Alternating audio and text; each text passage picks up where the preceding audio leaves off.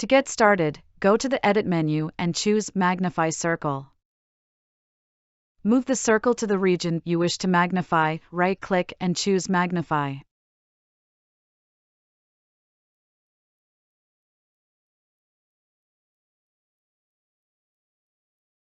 If needed, resize the Magnify circle so it zooms into the exact region you wish to enlarge.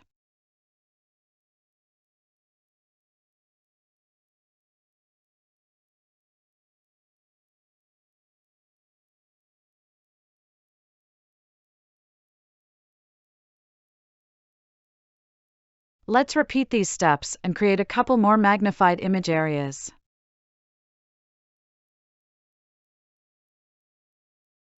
In this video, we are mainly working with circular image regions. If you wish to zoom in onto a rectangular region, you can do so using Rectangle Outline.